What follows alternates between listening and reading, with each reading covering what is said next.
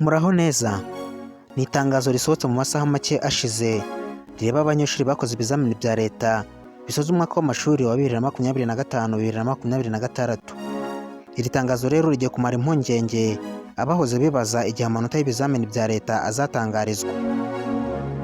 Uyu munsi rero tugiye kubagezaho amakuru areba cyane abanyeshuri bakoze ibizamini bya leta bisoza umwaka w'amashuri wa 2025-2026 ndetse n'ababyeyi n'abarezi bategereje kumenya abana babo uko batsinze.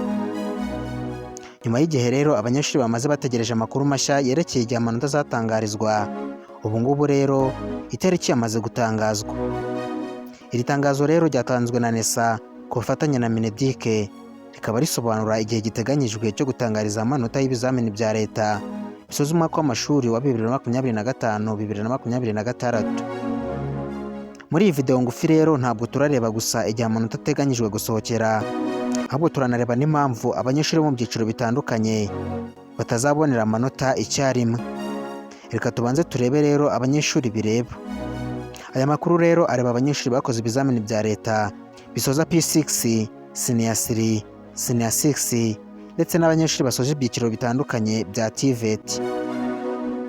Ni amakuru rero ashobora kugira icyo ahindura ku banyeshuri benshi bari mu rugo bategereje kumenya amanota ndetse n'intambwe bazakurikizaho mu mashuri yabo. Kuri ubu rero icyo abanyeshuri benshi bibaza ni ikibazo kimwe gusa: ese amanota azatangazwa ryari?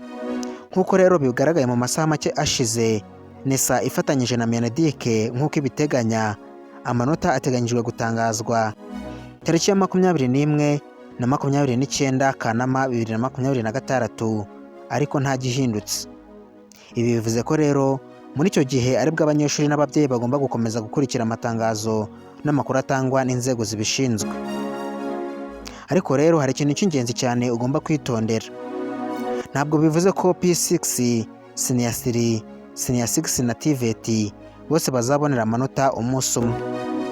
Ahubwo ku banyeshuri basoje P6 na Senior 3 amanota yabo azabanza gutangazwa, nibwo hazakurikiraho itangazwa ry'amanota ku banyeshuri basoje Senior 6 na Level 5 mu myuga. Bityo rero niba uri Senior 6 cyangwa se Level 5 ukabona ko abandi banyeshuri bamaze kubona amanota yabo ariko amanota yawe utarayabona, ntukihutire gutekereza ko hari ikibazo. Hari gahunda yo gutangaza amanota mu byiciro bitandukanye bitewe n'icyiciro umunyeshuri ari kwigamo. Kandi ku babyeyi, iki ni igihe gikomeye cyo gukomeza gufasha abana banyu no kwirinda amakuru atizewe agenda akwirakwira ku mbuga nkoranyambaga. Ikindi kandi, abanyeshuri bagomba gukomeza gukurikirana amakuru mashya kuko igihe cyatangajwe ari igihe cy'agateganyo kandi turavuga ko ari nta gihindutse. Niba warakoze ikizamini cya leta gisoza umwaka w'amashuri wa 2025-2026, uba ufite impamvu yo gukomeza gukurikirana amakuru. Tariki ya 21 kugeza kuri tariki ya 29 Kanama 2026 nicyo gihe cyatangajwe cyo gutangarizamo amanota.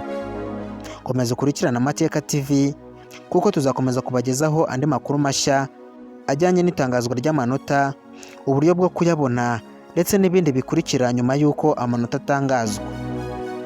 Niba uzi umunyeshuri cyangwa se umubyeyi utegereje amanota, musangize iyi video kugira ngo nawe adacikwa n'aya makuru y'ingenzi cyane. Niba ugeze kuri uyu munota rero ucyumva iyi video, kanda subscribe, ufungure inzogera kugira ngo utajya ucikwa n'ibyiza tubagezaho hano ku Mateka TV. Turabashimiye cyane rero mwe twabanye muri iki kiganiro kigufi. Tubararikiye gukurikirana ibiganiro by'ubutaha. Mwari kumwe nanjye Mizero Felix.